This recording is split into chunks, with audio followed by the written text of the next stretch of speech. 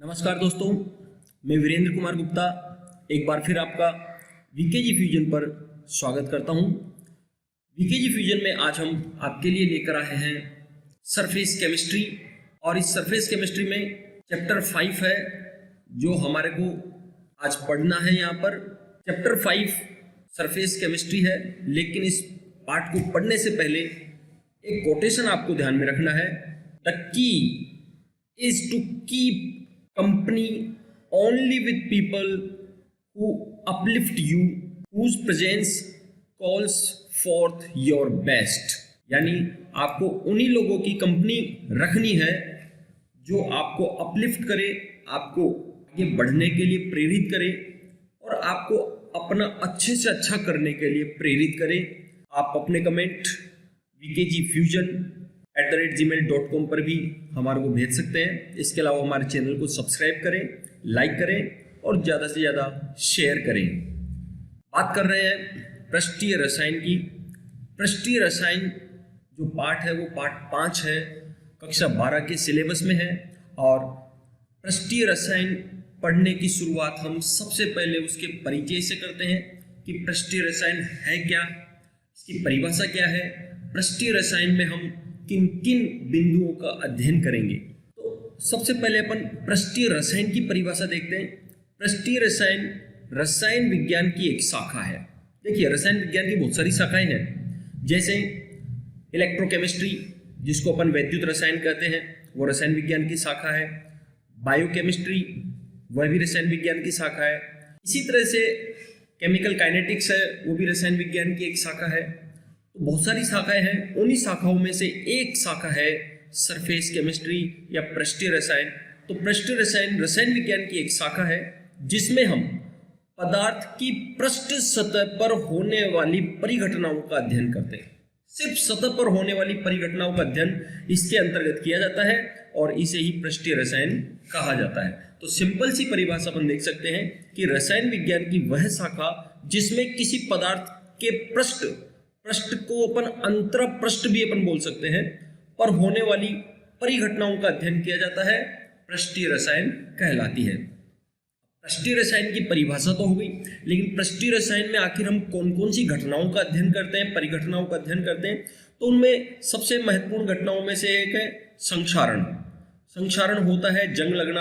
आप देखते हैं लोहे पर जंग लग जाता है, वो एक संक्षारण की प्रक्रिया है, वह भी एक पृष्ठीय घटना है। इसके अलावा इलेक्ट्रोड प्रक्रम, इसके अलावा विषमांगी उत्प्रेरण, जो भी विषमांगी उत्प्रेरण की प्रक्रियाएं होती है वो भी पृष्ठ रसायन के अंतर्गत ही आती है। विलीनीकरण की प्रक्रियाएं, क्रिस्टलीकरण की प्रक्रियाएं जितनी भी होती है, अधिशोषण जो कि हम अभी पढ़ने वाले हैं वह भी पृष्ठ रसायन का एक भाग है। इसके अलावा कोलोइडी विलयन का अध्ययन भी हम पृष्ठ रसायन के अंतर्गत ही करते हैं। तो इस प्रकार पृष्ठीय रसायन एक छोटा सब्जेक्ट नहीं है, इसमें बहुत सारी बातें सम्मिलित है। इनमें से कुछ बातों का अध्ययन हम इस चैप्टर में करना है हमारे को, जिसमें 3 बातें हम यहाँ पर पढ़ेंगे। सबसे पहले विषमांगी उत्प्रेरण यहाँ अपने को पढ़ना है, अधिशोषण हमारे को पढ़ना है और कोलोइडी विलयन पढ़ना है। ये 3 पॉइंट पृष्ठीय रसायन पाठ के अंतर्गत हमारे को इस चैप्टर में करने हैं। पृष्ठीय रसायन को पढ़ना है तो हमारे को किसी भी पदार्थ की पृष्ठ सतह को साफ रखना जरूरी है, और किसी भी पृष्ठ सतह को साफ रखने के लिए बहुत ही जरूरी है कि उस पर 10⁻⁸ से 10⁻⁹ पास्कल कोटि का अति उच्च निर्वात लगाया जाए। इतने अधिक निर्वात पर उस पृष्ठ पर, उस पदार्थ की सतह पर जो भी पदार्थ लगे हुए हैं वो सारे के सारे पदार्थ वहां से हट जाते हैं और हमारे को एक साफ स्वच्छ पृष्ठ प्राप्त होती है। लेकिन ऐसी स्वच्छ पृष्ठ को, ऐसी स्वच्छ सतह को हमारे को भंडारित करना है, एकत्रित करना है, तो उसके लिए भी जरूरी है कि उनका जो भंडारण है वो निर्वात में ही किया जाए, क्योंकि यदि उसको वायु में खुला छोड़ दिया तो वायु में उपस्थित नाइट्रोजन, ऑक्सीजन आदि गैसें उसके साथ अधिशोषित हो जाएगी और हमारी पृष्ठ साफ नहीं रह पाएगी, स्वच्छ नहीं रह पाएगी। पृष्ठ साफ स्वच्छ रखना तो एक अलग बात है, लेकिन आज अपन शुरू कर रहे हैं सबसे पहले अधिशोषण की प्रक्रिया। अधिशोषण की प्रक्रिया के अंतर्गत ही हम पृष्ठ की साफ सफाई की मुख्यतः बातें करेंगे। अधिशोषण क्या होता है? सबसे पहला सवाल हमारे दिमाग में यही आएगा। अधि का मतलब होता है सतह, शोषण का मतलब होता है अपने ऊपर लेना, शोषित करना। तो सतह के ऊपर शोषण अधिशोषण कहलाता है। एक सिंपल सी परिभाषा में अपन इसको बोल सकते हैं, या अपन एक सर्टिफाइड परिभाषा के रूप में देखें तो किसी ठोस या द्रव, देखिए यहां हम मुख्य रूप से ठोस की बात करेंगे, लेकिन द्रव की सतह के ऊपर भी अधिशोषण होता है। तो ठोस या द्रव के द्वारा किसी अन्य पदार्थ, अब अन्य पदार्थ आपका कोई सा भी हो सकता है, द्रव हो सकता है, गैस हो सकती है, जो भी है, किसी भी अन्य पदार्थ को आकर्षित कर उन्हें पृष्ठ पर धारण कर ले, अपने पृष्ठ के ऊपर उसको धारित कर लेता है, तो उसी प्रक्रिया को अधिशोषण कहा जाता है। जैसे अपन सिंपल सा एक उदाहरण देखें, जैसे कोई पदार्थ है, ये अपन ने पदार्थ तैयार कर दिया है, इस पदार्थ की सतह के ऊपर यदि कोई अन्य पदार्थ आकर के और इसकी सतह पर बैठ जाता है, तो इसकी सतह पर धारित हो जाता है, तो ये कहलाता है अधिशोषण। अधिशोषण यानी सतह के ऊपर शोषित होना। जैसे एक और उदाहरण अपन देखें, एक बोर्ड लेते हैं अपन, ब्लैक बोर्ड, और ब्लैक बोर्ड के अपन कुछ भी लिखते हैं, तो जो चौक उसके ऊपर सतह के ऊपर ही रह जाता है, तो वो प्रक्रिया भी क्या है? अधिशोषण की ही प्रक्रिया होती है। तो इस तरह से अधिशोषण में अन्य पदार्थ किसी ठोस की सतह के ऊपर धारित हो जाता है, तो उसे अधिशोषण कहा जाता है। अधिशोषण की परिभाषा के बाद पृष्ठ सतह पर अणुओं की सांद्रता में वृद्धि हो जाती है, यानी जो भी पदार्थ है उसकी सतह पर अधिशोषित होने वाले अणुओं की सांद्रता बढ़ जाती है, उनकी सांद्रता में वृद्धि हो जाती है। तो ये अधिशोषण की एक आसान सी परिभाषा हम समझ सकते हैं। हम दो शब्दों पर फोकस करते हैं, एक तो होता है अधिशोषक और एक होता है अधिशोष्य। अधिशोषक और अधिशोष्य में आप अंतर समझिए।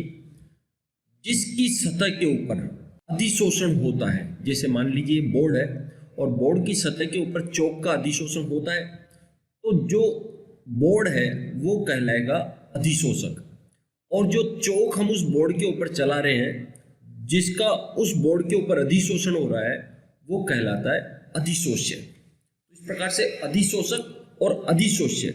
इसी प्रकार से एक और उदाहरण अपन देखें, सिलिका जेल। सिलिका जेल कई प्रकार की बोतलों में, नई जो भी हम सामान खरीदते हैं, स्पेशली बोतल, अटैची या इसी तरह का कोई सामान हम परचेज करते हैं, तो उसमें हमारे को एक छोटी सी पूड़ी निकलती है जिस पे साफ साफ लिखा रहता है सिलिका जेल। उस सिलिका जेल अधिशोषण के द्वारा ही नमी का अधिशोषण करता है और वो नमी को अपनी सतह के ऊपर अधिशोषित कर लेता है, जिससे उस बोतल में नमी नहीं रहती है, और नमी नहीं रहेगी तो वहाँ कोई बैक्टीरिया नहीं बनेंगे, बैक्टीरिया नहीं बनेंगे तो नई की नई बोतल में किसी प्रकार की बदबू नहीं आएगी। वरना आप सोचिए, आप नई बोतल खरीदने जा रहे हैं और उसमें गलती से भी मॉइस्चर चला गया, नमी चली गई, नमी जाने पर उसमें से बदबू आने लग जाएगी, तो क्या कोई नई बोतल खरीदेगा? नहीं खरीदेगा। तो सिलिका जेल की पूड़ियाँ उसमें डाल दी जाती है, जिससे यदि गलती से कोई नमी चली जाती है तो वह नमी अर्थात उस पानी को अपनी सतह के ऊपर अधिशोषित कर लेता है, और सतह के ऊपर अधिशोषित कर लेने से वहां से नमी हट जाती है और उसमें बदबू नहीं आती है। तो यहाँ पर जो ये सिलिका जेल है, ये सिलिका जेल आपका हो गया अधिशोषक, और नमी जो इसकी सतह के ऊपर अधिशोषित हो गई है यह कहलाती है अधिशोष्य। तो इस प्रकार से अधिशोषक और अधिशोष्य दोनों का फंडा बिल्कुल क्लियर रहना चाहिए। परिभाषा के रूप में यदि अपन देखें तो जिस ठोस अथवा द्रव पदार्थ के पृष्ठ पर अधिशोषण होता है, जिसकी सतह पर अधिशोषण होता है, उसको हम अधिशोषक कहते हैं, और जो पदार्थ अधिशोषक की सतह पर अधिशोषित होता है वह अधिशोष्य कहलाता है। तो इस प्रकार से अधिशोषक और अधिशोष्य दोनों बिंदु आपके बिल्कुल समझने में आने चाहिए। इसके बाद हम बात करते हैं एक नए शब्द की, नाम है विशोषण। विशोषण क्या वाला है? ये विशोषण नाम से पता चल रहा है, वी का मतलब हटना, शोषित हुआ कोई भी पदार्थ वहां से वापस हट जाए तो वो कहलाता है विशोषण। तो सिंपल से इसकी परिभाषा है, किसी अधिशोषित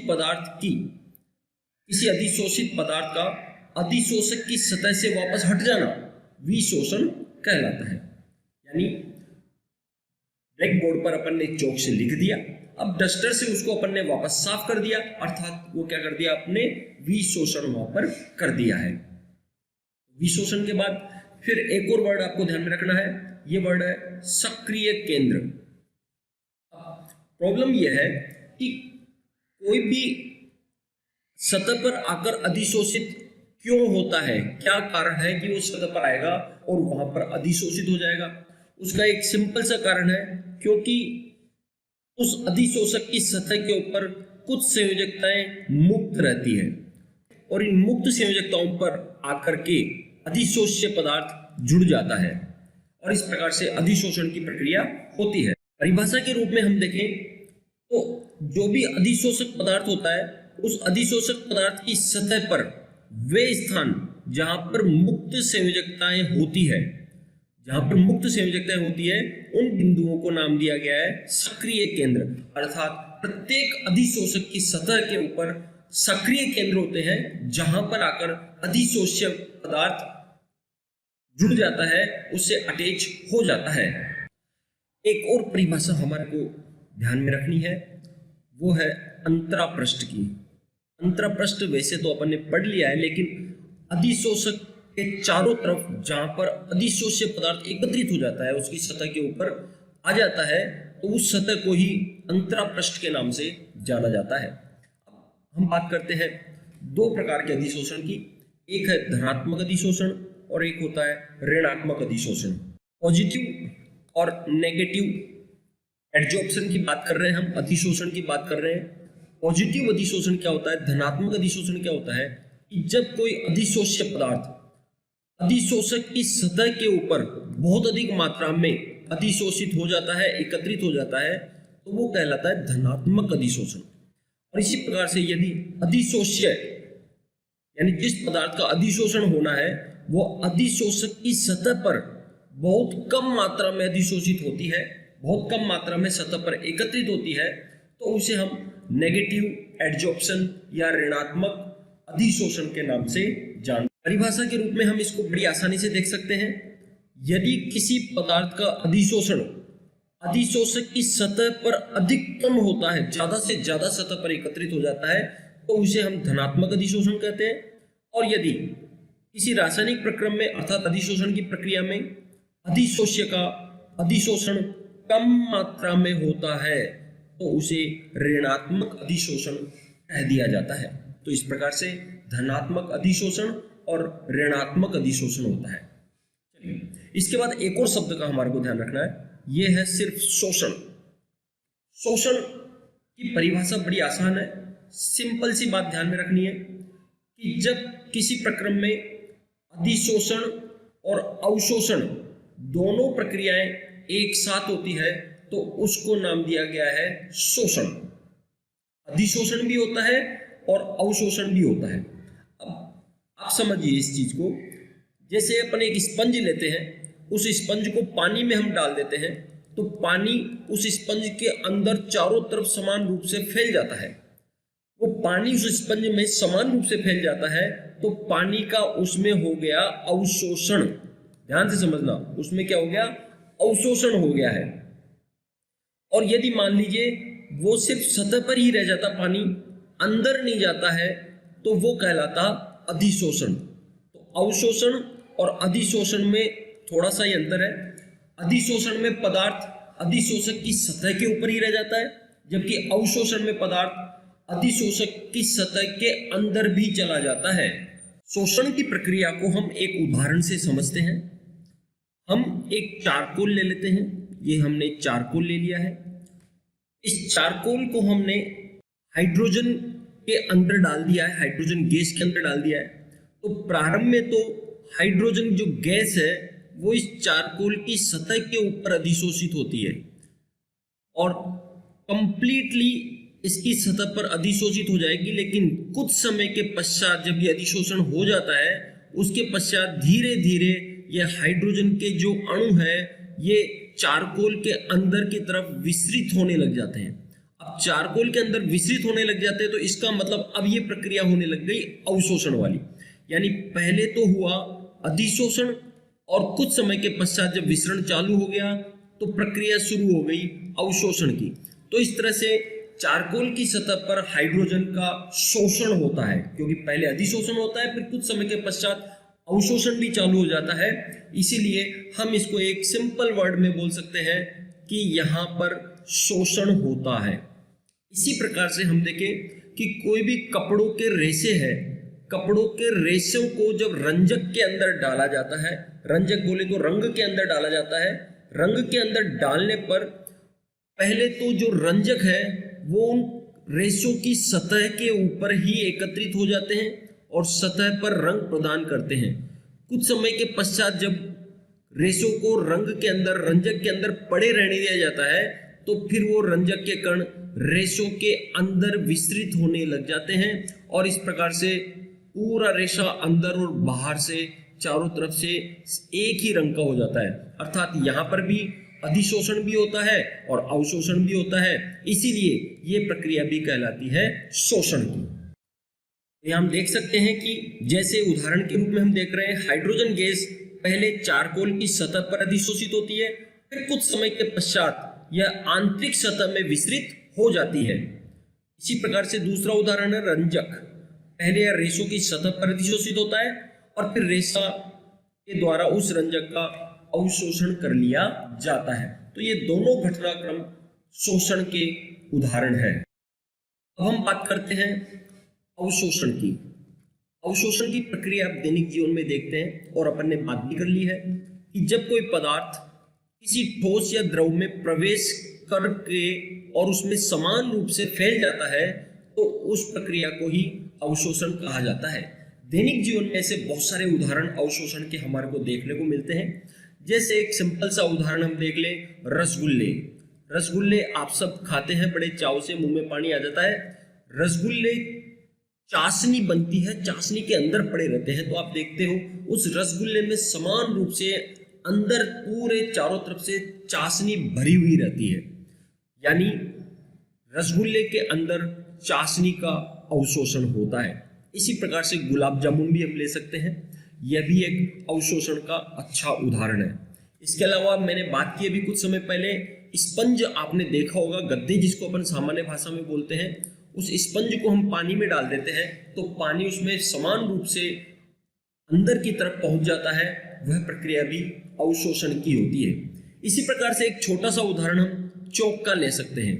चौक को हम सिर्फ डालें पानी में, चौक को पानी में डालते हैं, कुछ समय तक उसमें पड़े रहने देते हैं तो हम देखते हैं कि चौक के अंदर पानी पूरी तरह से फैल जाता है और जब चौक को तोड़ा जाता है तो अंदर और बाहर चारों तरफ से वो गीला हो जाता है, अर्थात चौक के अंदर पानी का अवशोषण हो जाता है। लेकिन अवशोषण और अधिशोषण दोनों में यदि हम अंतर करना चाहें तो अंतर करने के लिए भी हम चौक का उदाहरण ले सकते हैं। एक सिंपल सा उदाहरण से हम समझने का प्रयास करते हैं। हमने एक पात्र ले लिया, उस पात्र में हमने चौक को रख दिया है और इस पात्र में हम नीली स्याही भर देते हैं। नीली इंक या स्याही इसके अंदर डाल दी जाती है और चौक को कुछ समय तक उसमें पड़े रहने दिया जाता है। जब हम चौक को बाहर निकालते हैं तो हम देखते हैं कि जो चौक है, जहाँ से वो अंदर डूबा हुआ था, बाहर की तरफ से वो पूरा का पूरा नीला हो जाता है। नीला हो जाता है अर्थात जो नीले रंग था, स्याही थी, उस स्याही का इस चौक की सतह के ऊपर अधिशोषण हो जाता है। ये तो अधिशोषण की प्रक्रिया हो गई। लेकिन हम जब चौक को बाहर निकालते हैं, उसको तोड़ते हैं, तोड़ने पर हम देखते हैं कि वह बाहर से चारों तरफ से तो नीला है लेकिन अंदर से वह सफेद ही है, अर्थात जो स्याही होती है वह सिर्फ सतह पर रहती है, अंदर की तरफ नहीं जा रही है, अर्थात स्याही का सिर्फ अधिशोषण होता है। लेकिन पानी इसमें पूरा अंदर तक चला जाता है, अर्थात पानी का क्या हो जाता है, अवशोषण। तो इस प्रकार से यदि चौक को नीली स्याही या अन्य रंगों की स्याही के अंदर अपन रख देते हैं तो वहां पर अवशोषण की और अधिशोषण की दोनों ही प्रक्रियाएं साथ साथ होती है।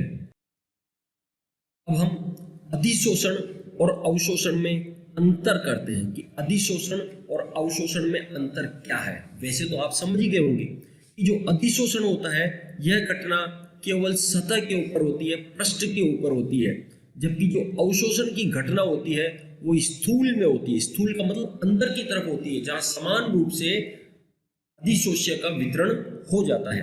तो दोनों घटनाएं अलग अलग।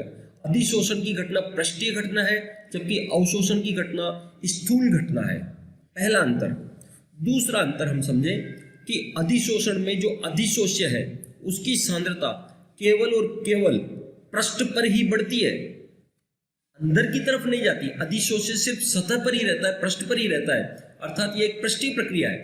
जबकि अवशोषण में सांद्रता ठोस के संपूर्ण स्थूल में एक समान रहती है, अर्थात चारों तरफ समान रूप से फैल जाती है, और यह एक स्थूल प्रक्रिया होती है। अगला अंतर देखें हम तो अधिशोषण, ये उल्टा हो गया है, ये इधर है और ये इधर आएगा।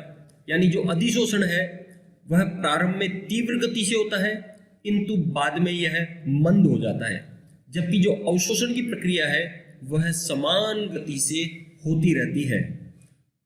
इसके बाद चौथा अंतर हम देखें उदाहरण के रूप में कि जलवाष्प सिलिका जेल के द्वारा अधिशोषित हो जाता है। जैसा कि मैंने अभी कुछ समय पहले बताया था, सिलिका जेल जल वाष्प को, जल के कणों को अपनी सतह पर अधिशोषित कर लेता है और इस तरह से निर्जलीकरण करता है, नमी को हटाता है। जबकि निर्जलीकरण की दूसरी प्रक्रिया हम देखें कि शुष्क कैल्शियम क्लोराइड को यदि हम जल के आसपास के वातावरण में डाल दें तो वह जल वाष्प का अवशोषण कर लेता है, अर्थात वह जल वाष्प को सतह पर एकत्रित नहीं करता है, अपने अंदर स्थूल में उसको अवशोषित कर लेता है। दोनों ही प्रक्रियाओं में निर्जलीकरण हो रहा है, लेकिन सिलिका जेल के द्वारा जो निर्जलीकरण होता है वह अधिशोषण की प्रक्रिया के द्वारा होता है, जबकि कैल्शियम क्लोराइड के द्वारा निर्जलीकरण अवशोषण की प्रक्रिया के द्वारा संपन्न होता है। आप हमारे चैनल पर लगातार बने रहिए, इसका अगला टॉपिक जल्दी ही आपके सामने आएगा। हमारे चैनल को सब्सक्राइब कीजिए, लाइक कीजिए और शेयर कीजिए। Thank you.